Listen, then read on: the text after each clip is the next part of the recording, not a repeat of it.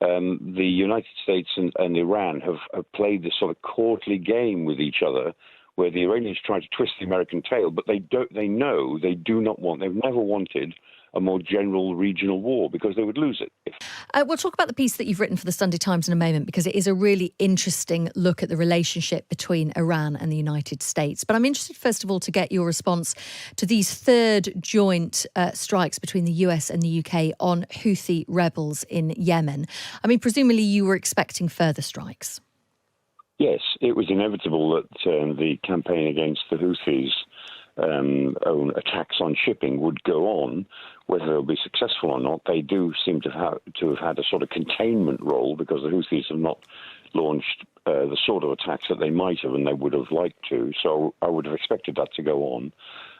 It's interesting that Britain is having not very much to do with attacks in Iraq and Syria. The campaign of the United States against Iran directly, the thing that started a couple of nights ago. So, Britain is in for the joint campaign against the Houthis closing the Red Sea, but not sharing the broader campaign at the moment anyway, against Iranian-inspired attacks against American forces. Do you think the US strategy is right at the moment? I'm not sure there's anything else they can do. Certainly in terms of the Houthis, you can't allow a group like the Houthis simply to hold the world economy to ransom for the next 2 or 3 years, which is what they would do if no action was taken. In the action that the United States is taking against Iranian proxies in Iraq and Syria, again, they're responding to the fact that they've been attacked more than 170 times now since the 7th of October. And they feel as if they have to do something. There's no scope for negotiation in this, although negotiations are going on all the time. They can't only rely on negotiation, because the Iranians simply say these attacks are nothing to do with us, they're all to do with Gaza, we'd have no control over these groups. And the Americans say, look, that isn't true. We know that's not true. Don't try and tell us it's true. And so they feel, I think, that they have no alternative. I mean, Biden certainly doesn't want to do this. I mean, Biden needs this crisis in an election year like a hole in the head, but he has almost no other alternatives at the moment other than to try military pressure and then go back to diplomacy. So it's a mix. It's not as if he's not being diplomatic, but he needs some sort of military pressure to convince the Iranians that this will only get worse for them unless they rein in the people who are attacking American forces. We keep being told this isn't an escalation, but obviously we've now seen strikes in Iraq, in Syria, in Yemen. Obviously, there's the challenges of the war in Gaza at the moment and the implications of that. Do you see what's happening at the moment in the region as an escalation? It's potentially all an escalation, because the region is slipping towards a more general conflict. That doesn't mean to say it's definitely going to happen, but it's on that road. On the other hand, what the Americans are trying to do is to restrict their attacks to very specific targets, but lots of them. It's timed its attacks so that it causes minimum loss of life, I think, so far. And it's obviously not going to target inside Iran at the moment. I mean, it might choose to target Iranian naval assets, because the Iranian Navy is at sea. I mean, giving information to the Houthis for their attacks on the Red Sea, so that it is possible that the Americans could attack directly Iranian ships, for instance, without actually attacking inside Iran. That would be another big step. But the Americans are trying to make it clear that they are attacking militias who are attacking them. And so they're doing quite a lot to indicate that this is a response, but not a response that is in some way uncontrolled.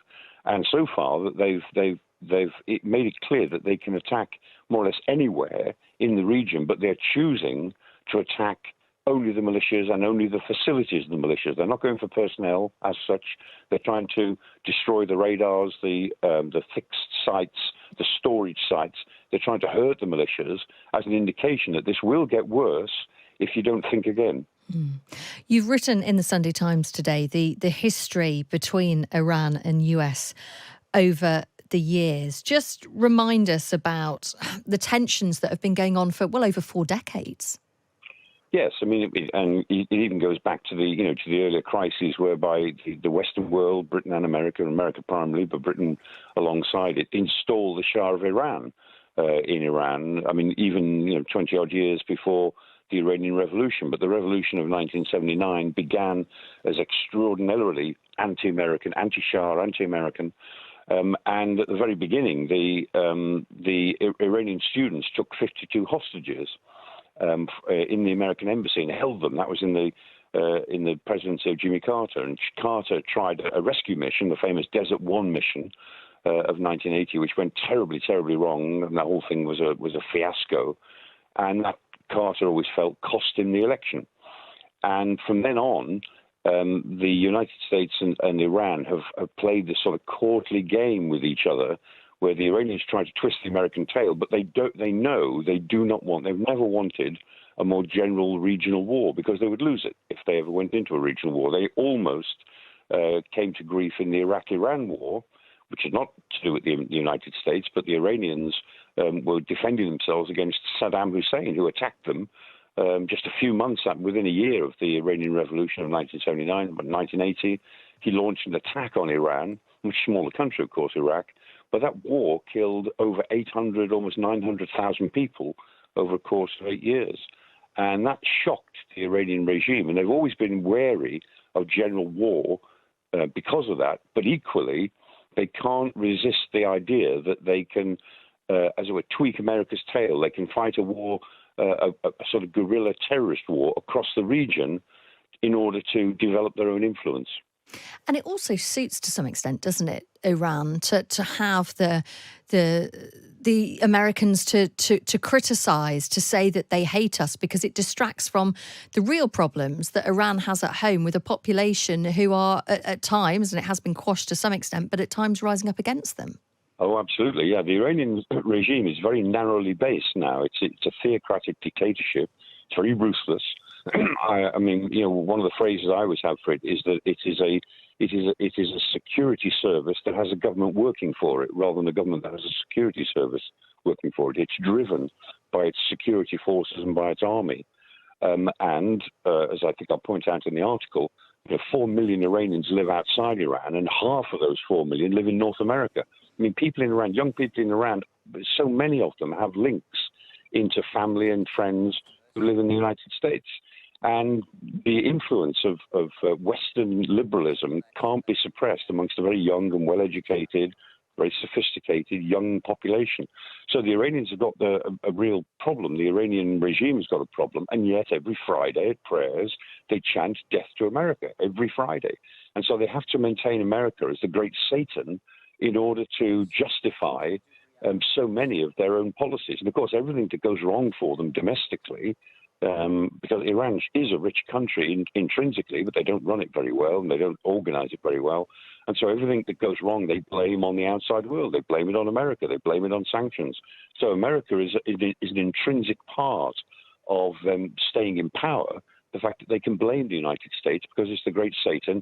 And, of course, behind the great Satan is the little Satan, who is Britain. They also believe, partly because of the history of the 1950s, that somehow Britain is behind so many things that go on in the world, because somehow we tell the Americans what to do and the Americans do it. Gosh, if that was only a little bit true. Absolutely. Michael Clarke, it's always good to speak to you. Thank you for your time. He is Professor of Defence Studies at King's College London. He's written an analysis piece for the Sunday Times. You can find it in the World section online now or in the app.